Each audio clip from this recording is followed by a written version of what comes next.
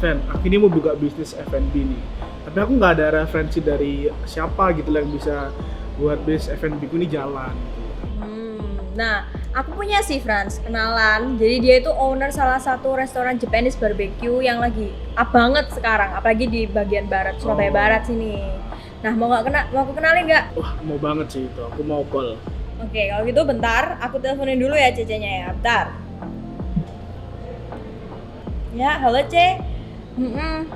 Iya nih, temanku ada yang mau kenalan sama Cece. Bisa nggak kita ketemu hari ini? Oke, bisa ya Ce ya. Ntar aku share log deh di mana tempatnya, oke? Oke Ce, thank you, see you. Nah itu loh Franz, bisa orangnya. Ya udah deh, kita nunggu di dalam ya. Gimana? Oke, ayo.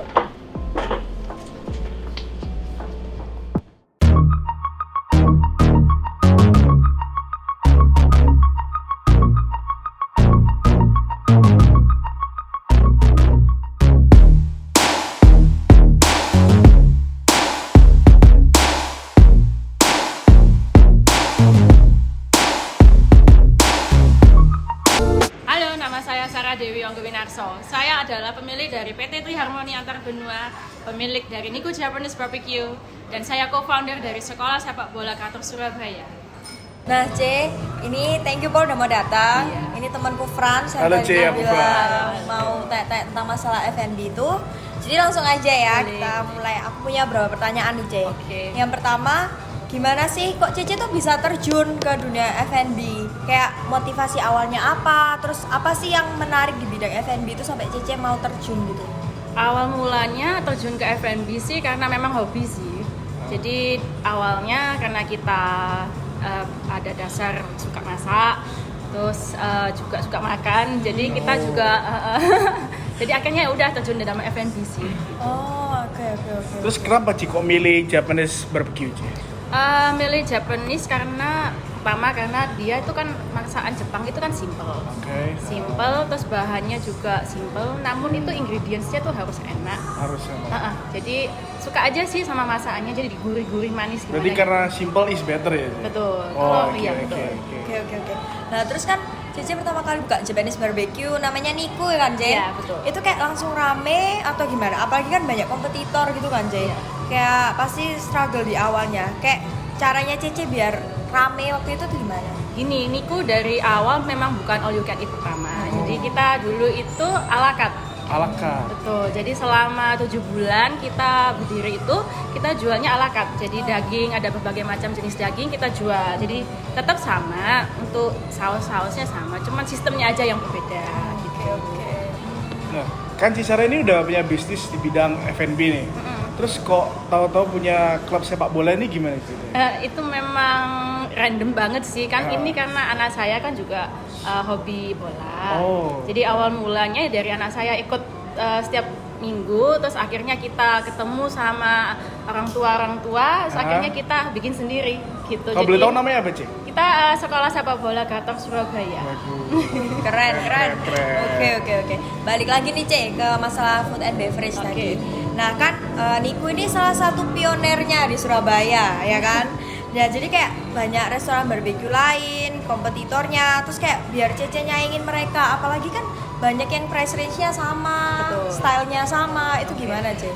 Gini, kita kan salah satu yang pertama di Surabaya untuk all you can eat dengan range harga segitu ya, di bawah 100 ya. Iya. Jadi kita menang di start dulu. Karena kita termasuk salah satu yang pertama. Yang kedua, kita juga memiliki space yang luas. Jadi tempatnya itu nyaman, besar. Jadi orang itu suka. Selain itu harga kita juga kompetitif banget. Selama itu kita murah, tapi kita bukan murahan. Jadi bener. jadi kita tetap mempertahankan rasa kualitas dari item-item yang kita hidangkan, terutama untuk daging. Karena daging melihat kompetitor itu banyak yang asal-asalan. Pokoknya murah, kita marginnya tinggi, kita nggak mau kayak gitu. Kita tetap menyediakan daging-daging yang berkualitas import sih. Gitu Jadi sih. meskipun harga terjangkau, kualitasnya tetap terjaga ya? Ci? Betul. Itu harus itu nomor satu. Nomor satu. Iya. Dengar Cici ini bisnisnya ada 3. All You Can Eat sama PT Harmoni sama Gator itu ya. Betul. Terus cara bagi waktu buat 3 bisnis ini gimana sih? Benernya sih gampang aja sih, karena kan kalau yang PT itu sudah berdiri lama dari 2015 dan itu sudah berjalan sih, dan itu dari work from home sih. Jadi kita di mana aja saya bawa laptop udah bisa kerja sih. Kalau yang PT tinggal telepon, email udah. Kalau yang Gators itu berdiri nggak jauh banget sama Niku. Karena waktu itu Niku udah berdiri, terus waktu itu Gators kan organisasi ya, sekolah ya. Jadi itu bukan hanya 5 orang, bukan. Jadi suatu kesatuan yang besar. Jadi kita sebagai yang mendirikan di belakang layar sih. Jadi yang menjalankan sehari-harinya juga pelatih-pelatihnya. Kita juga ada kepala sekolahnya. Jadi udah jalan sih. Jadi sekarang udah kita tinggal memantau aja. Oke. Nah terus sama kan tadi kita bicara tentang bagi waktunya nih. Tapi kan otomatis Nikunya Cece ini ada kayak banyak cabang nggak sih, setahu aku aja ya? Iya, puji Tuhan kita baru buka 2 sih. Oh, di Surabaya 2? Di Surabaya 2, di Sidoarjo 1, dan di Jogja baru kita buka 1. Oh, oke. Berarti yang di Jogja ini masih baru ya? Masih baru berjalan, ini nanti 1 bulan nanti, tanggal 8. Terus ini C, tantangan tersulit untuk membangun sebuah all you can eat itu gimana? Benernya itu tantangannya itu tetap mempertahankan kualitas dan rasa apalagi sekarang ini sejak ada corona, sejak pandemi ini, import ekspor ini juga agak susah tersandat gitu ya. Jadi daging-daging yang sekarang yang masuk itu juga yang sesuai kriteria kita itu agak tertahan. Jadi kita tetap mencari pilihan terbaik untuk menggantikan daging kita itu sih. Jadi kita tetap banyak yang nawari yang kualitasnya rendah, kita nggak mau. Jadi itu sangat susah untuk saat kualitas ini. Terjaga berarti. Betul, kita itu untuk menjaga kualitas dengan range harga segitu benar. Ya itu yang agak susah. Oke. Nah terus kan karena bisnisnya Cece juga banyak, terus ada banyak struggle-nya. Tapi kan Cece pasti kayak karena bisnisnya banyak, partner bisnisnya pasti juga ada kan? Ada, tentu ada. Nah kayak dari Cesa sendiri kayak ada tips nggak sih buat kita buat milih partner bisnis yang benar gitu? Kalau partner bisnis sih, yang pertama yang harus sesuai itu visi dan misi sih. Jadi kita maunya kemana, bawa brand ini kemana itu harus satu tujuan. Itu dari awal itu harus jelas. Dan selain itu juga perlu keterbukaan ya. Itu sangat penting dalam kerjasama. Kalau kita dari awal sudah nggak terbuka, pasti in the middle there will be struggle gitu loh. Pasti ada permasalahan. Terus yang ketiga sih menurut saya itu keterbukaan. Kalau misalnya kita kerjasama dengan si A, oh saya nggak suka, saya nggak cocok ini, langsung ngomong gitu biar betul, lancar sih. Itu aja sih tips dari saya sih. Nah sekarang kan masa pandemik ya Ci. Kan semua bisnis pasti berpengaruh di masa pandemik ini. Betul. Nah, bisnis Cici kan pasti kena pandemik ya. Oh itu nomor 1 kalau itu gimana sih cara berpengaruh banget atau gimana? Terus cara mengatasinya gimana? Banget sih, waktu ada corona itu kita pembukaan cabang kedua Mer. Itu H-3 corona masuk Surabaya. Kita sudah ya berarti ya? Iya, kita udah siap, sewa sudah bayar, kita udah pegawai sudah siap semua, bahan makan sudah siap semua. Akhirnya ya itu, kita mau nggak mau udah kita buka aja lah, masa kita tahan lagi. Akhirnya kita buka 1-2 minggu, habis itu PSBB. Langsung kita yang ya gimana lagi, kita juga harus menuruti. Benar. Ya kita juga takut ya karena corona pertama kali masuk ya.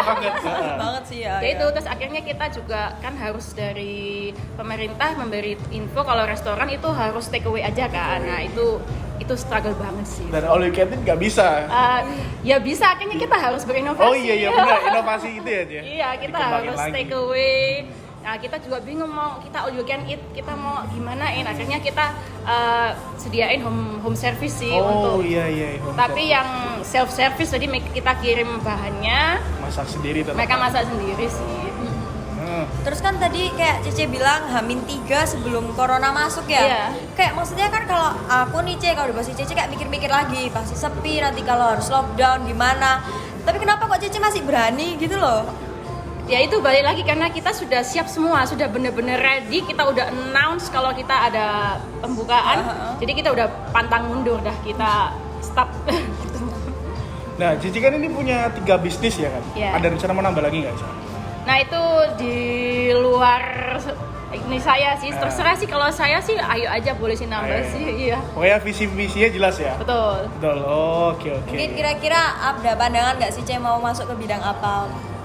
Kalau sejauh ini saya lihat saya cocoknya di food and beverage sih. Mungkin harapan saya itu kedepannya Niku tuh bisa lebih dari 4 cabang ini sih, gitu. Oke. Asik sih, asik. Ada saran nggak Ci buat anak-anak yang mau mulai bisnis? Nah, kalau Khususnya kaum muda Ci, Oke, kalau menurut saya ini kan untuk usaha saya di F&B ini Niku tuh bukan yang pertama. Bukan. Jadi sebelumnya itu ada beberapa usaha F&B itu yang nggak jalan.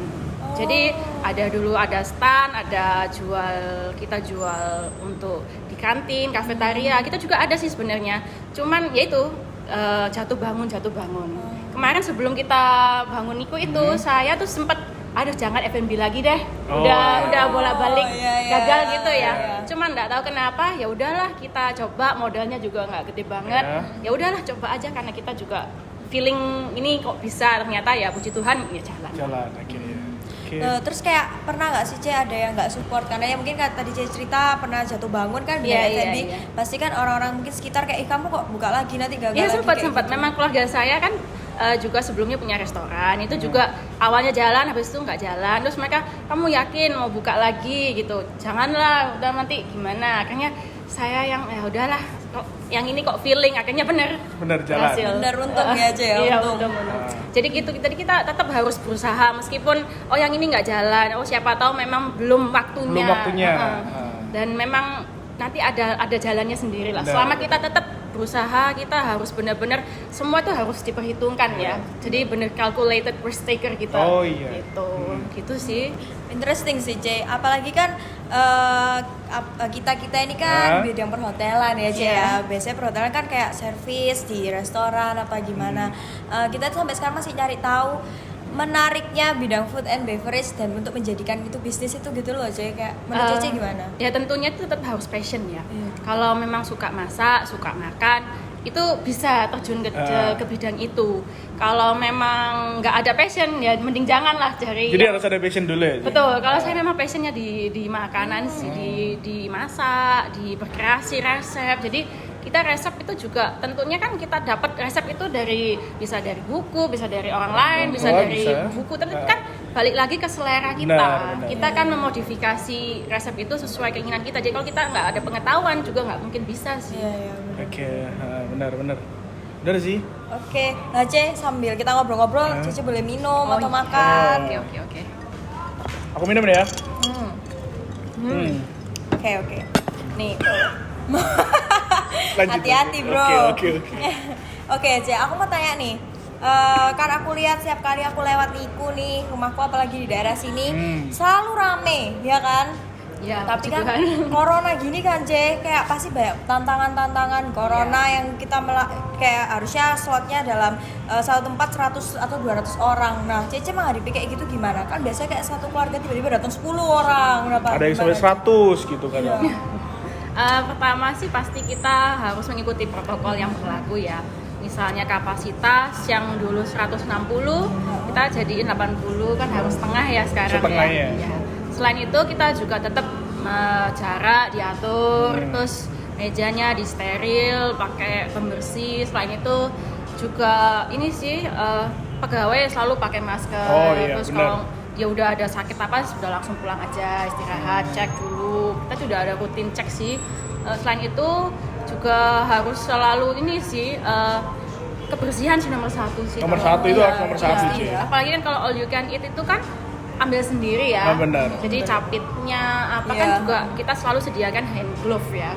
Jadi misalnya biar nggak menyentuh bekasnya orang, kita kasih hand glove supaya dia bisa ngambil capitnya pakai hand glove itu sih. Ada nggak Ci orang yang ngambil daging banyak terus nggak habis Ci? Oh banyak. Itu terus gimana Ci? Nah itu salah satu permasalahan utama di all you can eat sih. Aduh. Jadi kadang ya orang itu datang kan dia pasti harusnya dia tuh lapar ya. Kalau mau all you can eat orang biasanya perut kosong, all you can eat Habis itu banyak juga permasalahan kayak aku lapar, udah dia lapar mata, ambilnya jadinya banyak. biasanya kayak Frans gini. Sampai aku bawa pulang sih karena Mbak Tepa itu bawa pulang. Nah itu kita CCTV loh. Oh, iya. Jadi selama ini ada CCTV Nah, dong. kalau di Niku sendiri kayak kan ada beberapa tempat weekend eat kalau nggak habis di gram terus Iya, harus bayar. betul. Di Niku juga kayak gitu sih. Kita sih pasti ya, karena gini kita ini harga sudah murah. Kita ini sudah harga agak sangat-sangat Sangat iya sih. masyarakat banget. Benar, Ya, benar. ya, ya. benar. Jadi oke, kita harganya murah. So please appreciate the food gitu Benar. loh ya kan, Benar, gitu benar, kan. benar. Jadi kalau memang sisa lebih dari 100 gram per meja, kita pasti kenain denda. Dan itu